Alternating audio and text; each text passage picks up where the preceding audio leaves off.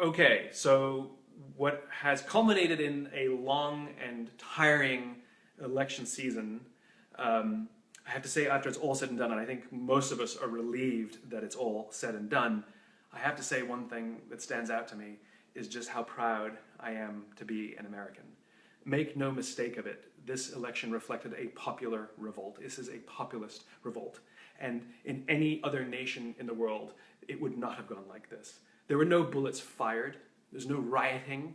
There's no cities burning down.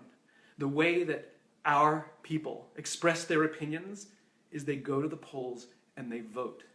And for an entire group of people that for far too long have felt ignored and left behind, some of whom were labeled the undereducated. They're human beings trying to make a living, raise their kids, working 2 or 3 jobs, and they felt ignored by a system. And they get to express their opinions by voting. I'm so proud of that. And then the next day, whether your candidate won or your candidate lost, there's no riots. There's no cities burning to the ground. In England, when they had Brexit, the leaders gloated. In France, sometimes when things go the wrong way, they riot. We are not doing that, and those are other democracies. I am so proud to be an American.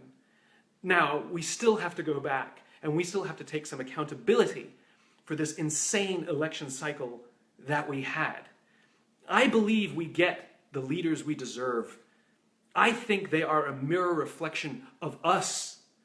And it's not just them who are divided and divisive and narcissistic and want to put their self-interest ahead of the greater good, who are short-termists. That's us. That's how we're running our businesses. We are short-termists. We're the narcissists. We're the divisive ones. We're the ones who aren't listening. I think we need to be the leaders we wish we had. We have to practice good leadership. We can't all be victims of a system. We have to be the leaders we wish we had. We have to be more inclusive. We have to try and understand everyone's fears and insecurities, not just one group or another. If someone expresses anger, instead of reacting to the symptoms, we have to say, "Are you okay? Tell me what you're feeling." We need to be the ones who need to improve our listening skills. And I think this election proves it. Everybody was talking at each other, and nobody was trying to understand the stresses and strains of their life and why they chose the candidate they chose. I'm still proud to be an American.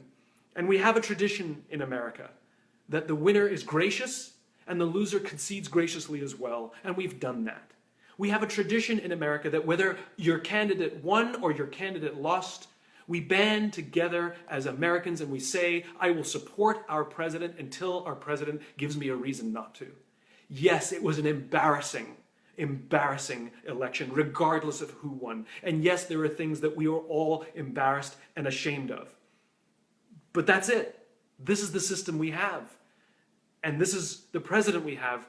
And we must support our president whether he's your candidate or not, whether he's my candidate or not.